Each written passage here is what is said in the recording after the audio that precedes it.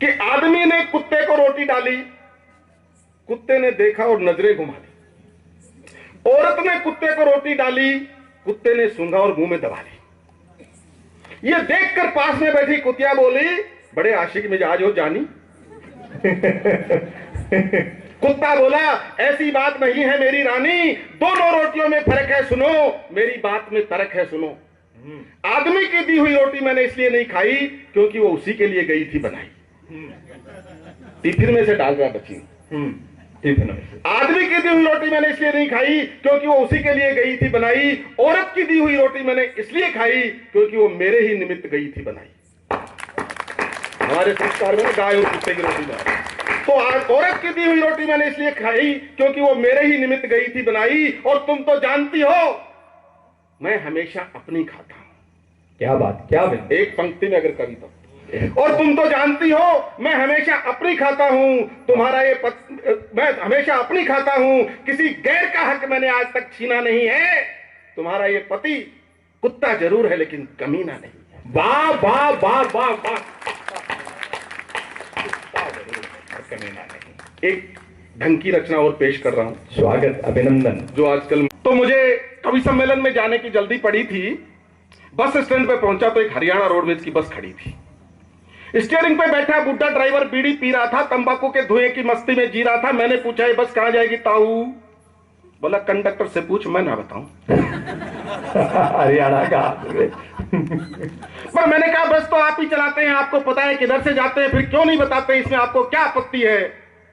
वो बोला, ये मुझे मैंने बेरो से यो बात तो पक्की है, पर बताऊंगा नहीं, यो बात भी नक्की है। मैंने कहा, पर क्यों? तो इसके जवाब में उसने जो बात कही, अगर लगे कि इसमें कहीं कविता है तो खुद को धन्य समझूंगा, पूरे सदन का आशीर्वाद चाहूंगा। तो मैंने कहा कि आपको पता है किधर से जाते हैं, फिर क्यों नहीं बताते? इसमें आपको क्या आपत्ति है? बोला, मुझे बेरो से यो बात तो पक्की है, पर बताऊंगा नहीं, यो बात भी नक्की है। पर मैंने कहा, क्यों? बोला, क्योंकि मैंने पद और गोपनीयता की शपथ ले रखी। वाह वाह वाह वाह वाह वाह वाह, क्या कहने का तरीका है। पद और गोपनीयता की शपथ ले रखी। तो ड्राइवर से होकर निराश में पहुंचा कंडक्टर के पास और पूछा, क्यों भाई साहब, बस कहां जाएगी? बोले, तू रोक लेगा। तो हरियाणा में ऐसा ही होता है साहब, वहां सवाल का जवाब नहीं दिया जाता है, सवाल के जवाब में फिर से एक सवाल दागा जाता है। वो हमारे कवि मित्र अरुण जैमिनी अक्सर कवि सम्मेलन में सुनाते हैं हरियाणा वालों की कल्चर। बोले, साहब, एक आदमी वो घंटा घर की घड़ी खराब होगी, वो ठीक करके नीचे उतर रहा था, दूसरा हरियाणवी मिल गया।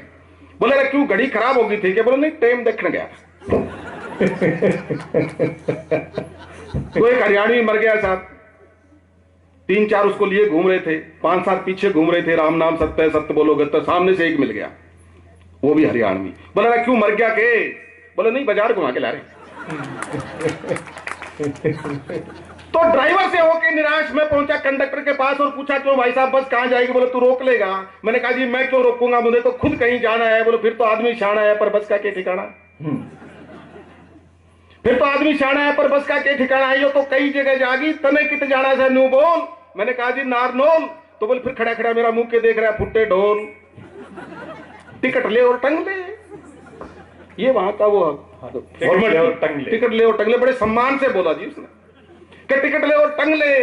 मैंने कहा, जी एक बात और पूछनी शेष है। बोले, एक नहीं 10 पूछ, इस देश में पूछने की पूरी आजादी है। मैंने कहा, बस लोकल है या एक्सप्रेस है? बोला, यो एक्सप्रेस की दाती है। दाती। तो पढ़ के उसकी बॉडी लैंग्वेज मैंने उठाया अपना लगेज और बस में जाके फंस लिया। एक जवान छोरे और बूढ़े खसुट के बीच में फंस लिया। कुछ देर बाद बस तो चलने लगी, पर उसकी स्पीड देख के मेरी जान निकलने लगी।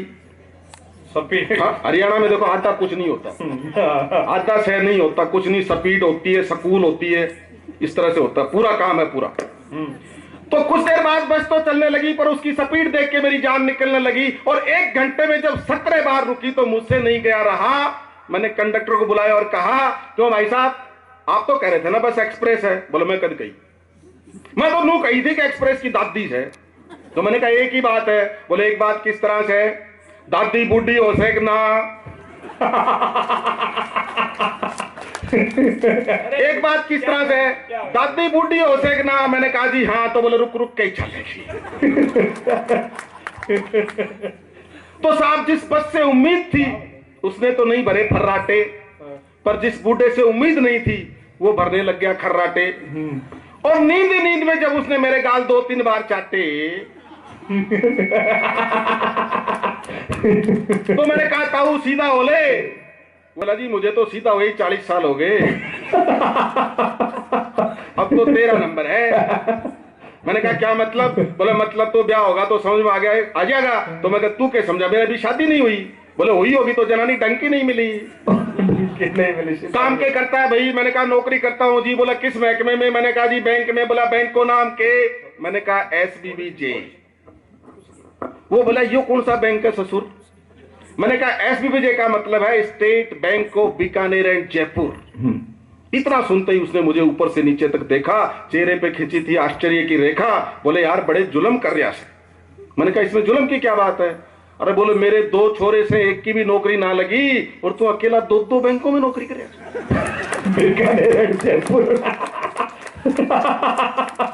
तनख्वाह के मारले से ऐसे पूछते हैं सर। तनख्वाह के मारले मतलब जैसे कहीं से चुरा के ला। सुबह 9 बजे से लेके सिंदल साहब तो जानते हैं दर्द, पारिक जी भी जानते हैं। सुबह से लेके शाम तक खटते हैं, तब कहीं जाके 4 रुपये बनते हैं। वाह। वो पूछता है कि तनख्वाह के मारले से? तो तनख्वाह के मारले से मैंने कहा जी 40,000। बोले बच्चे कितने हैं? मैंने कहा जी 4। बोले फिर तो खर्चा भी बहुत हो जाता होगा यार। एक पीड़ा उभरती है। हाँ। क्या बचा लेता है बाबू? तो उसके जवाब में जो मैंने बात कही, अगर आपको लगे कि आप सबकी जुबान है तो आशीर्वाद चाहूंगा कि तनख्वाह के मारले से। मैंने कहा जी 40,000। बोले बच्चे कितने? मैंने कहा जी 4। बोले फिर तो खर्चा भी बहुत हो जाता होगा यार। क्या बचा लेता है बाबू? मैंने कहा बस इज्जत बचा लेता हूं ताऊ। वाह वाह वाह भाई साहब, वाह। बचा लेता हूं। तो हमारी बातों से जब होने लगी खींच, तो पास में बैठे कॉलेजिएट छोरे ने दिखलाते हुए तमीज कंडक्टर से पूछा एक्सक्यूज मी प्लीज, क्या मैं सिगरेट पी सकता हूं? कंडक्टर ने उसकी आंखों में आंखें डाल के पूछा रहते हैं टिकट ले ली? छोरा बोले हाँ जी। तो बोले मेरा काम तो लिया, अब तू भावे हुक्का पी। ये हंसने की बात नहीं हरीश भाई, ये दरअसल मुद्दा गंभीर है। आज देश की हालत ये इसलिए है कि जब हमारा काम हो जाता है तो हम चुप्पी मार जाते हैं, बड़े इधर उधर नहीं देखते। हमें हमारा काम होने के बाद भी देखना कि बाकी काम हुआ या नहीं हुआ। तो कह कि मेरा काम तो हो गया, अब तू भले ही हुक्का पी। कुछ देर बाद जब बस चली तो रास्ते में एक नदी पड़ी। हमारी बस जैसे ही पुल पे चढ़ने लगी, सामने से एक तूड़ी लदे हुए ट्रक के ड्राइवर ने हॉर्न दिया, लेकिन हमारी बस के कंडक्टर ड्राइवर ताऊ ने उसका कोई नोटिस नहीं लिया। पुल के बीचों बीच जब दोनों वाहन फंस गए तो दोनों ड्राइवर एक दूसरे को देख के हंस गए। ट्रक वाला ड्राइवर बोला ताऊ तने शर्म नहीं आई, मैं कब से हॉर्न दे रहा हूं। ताऊ बोले अरे शर्म तो तना आनी चाहिए निर्भागा, तेरे हॉर्न देने से कि पुल चौड़ा हो जाएगा। इस तेरी बहुत बढ़िया, फिर से भाई साहब। बोले शर्म तो तना आनी चाहिए निर्भागा, तेरे हॉर्न देने से कि पुल चौड़ा हो जाएगा। इस तेरी बाबो सा की लाडली उड़े ही रोक लेता। जो व्यंग आप लोग सड़कों पे कुछ देखते हैं उसके माध्यम से अगर बात पहुंची हो, इस बाबो सारी लाडली ने बड़ा ही रोक लेता। और जब ये तेरी बुआ निकल जाती तो इसने टीबड़ी दे देता। क्या अद्भुत। अगले गांव में जब बस रुकी, अब यहां से दृश्य कविता शुरू हो रही है सर। अगले स्टैंड पे जब बस रुकी तो एक सिर मुंडी भावी सवारी खिड़की में से कंडक्टर पे झुकी और बोली यो हरिद्वार जागी। सिर मुंडी भावी सवारी जो बस हरिद्वार जागी। कंडक्टर बोला जागी। बोला कितनी देर में हरिद्वार पहुंचा देगी? बोला भीतर बैठेगा तो 8 घंटे लगेंगे और जिस तड़े आ गया तो 2 मिनट में पहुंच।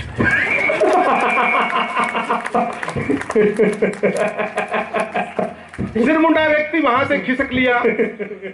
सिरमुंडा व्यक्ति खिसियाकर वहां से खिसक लिया, बस के भीतर जाके लास्ट वाली सीट पे जाके टिक लिया। जैसे ही बस चली तो सिर बाहर निकालकर नजारे लेने लगा, आसपास झांक कर।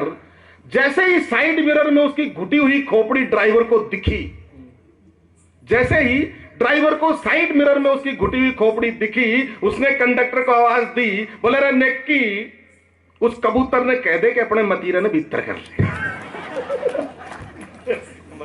बोले रे नेक्की, उस कबूतर ने कह दे कि अपने मतीरे ने भीतर कर ले, जो कोई फोड़ गया तो फिर रोता फिरेगा, खुद तो मरेगा सो मरेगा, मेरी नौकरी भी ले मरेगा।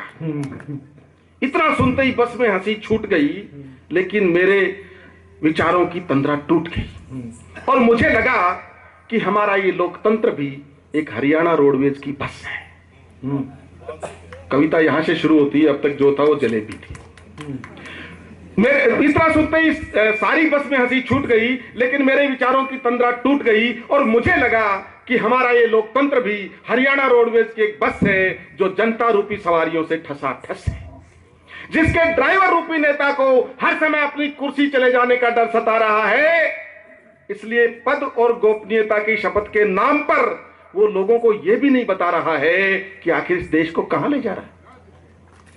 वाह वाह वाह वाह वाह वाह वाह। इसी तरह से कंडक्टर रूपी ब्यूरोक्रेट भी जनता का हित चिंतक